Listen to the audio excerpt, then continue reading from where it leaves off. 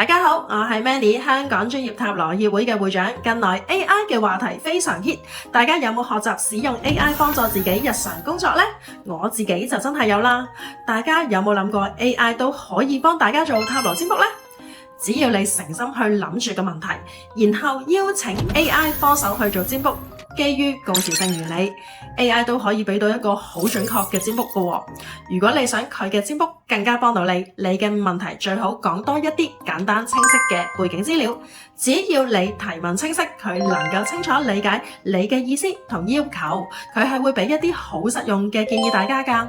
早幾日我已經整咗個 AI 塔羅機械人，只要大家要求唔高嘅話呢，有關過去同現在嘅狀況，我好多學生試過都話有70至100分嘅準確度喎，係咪好勁呢？其實唔少人問我 AI 或者網上占卜準唔準呢？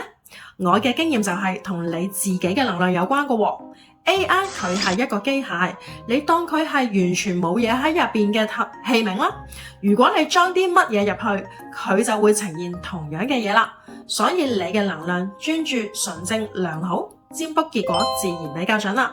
相反，如果你好多負面情緒，個人比較混亂或者精神狀態差、懷疑等等，占卜結果就冇咁準㗎啦。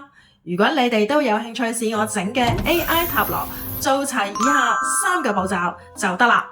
第一，追蹤我嘅專頁；第二，留言 AI 塔羅；第三，留言 tag 你嘅朋友，然後截圖私信我，我會俾一段簡單占卜前注意事項你睇。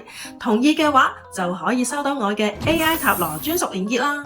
大家要俾啲耐性，我係冇用機械人，會逐個私信覆大家，祝大家心想事成。記得追蹤我 Manny，下堂見。